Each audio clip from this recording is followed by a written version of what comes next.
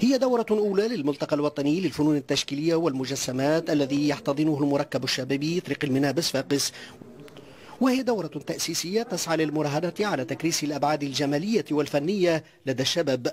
في دورته الأولى يمتد ل 12 جويلية، وعندنا الدورة الثانية تنطلق نهار 13 وتوفى نهار 18. الملتقى يتحاور بين كل ما هو تكويني أكاديمي وكل ما هو ترفيهي، ويتواصل صار له الملتقى هذا في دورته الثالثة والرابعة في شهر أوت. الدورة فيها تقريبا 6 ولايات: ولاية سيدي بوزيد، ولاية قبصة، ولاية القصرين، ولاية المستير، ولاية القيروان.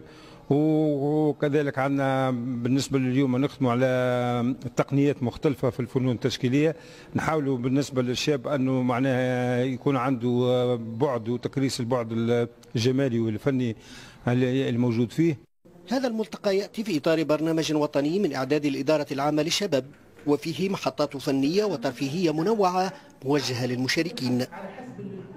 برنامج وطني من إعداد الإدارة العامة للشباب في الفنون التشكيلية والمجسمات، وإن شاء الله يكون ملتقى ناجح باش يضم 24 ولاية، من كل 24 ولاية 4 شبان، ومن كل ولاية 4 شبان، معناها في كل دورة 24 شاب وشابة يتلقوا تكوين في الفنون التشكيلية، في الخط العربي، في التقنيات المختلفة، في الأكريليك وفي المجسمات.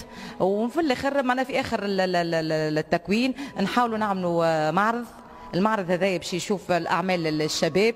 عرفت على برشا معناتها اصحاب من برشا ولايات اخرى، معناتها تجربه جميله برشا، تجربه مزيانه وفريده تنجم تثري من الشباب وتطور، وان شاء الله علاش لا معناتها ديما تتكرر التجارب هذه.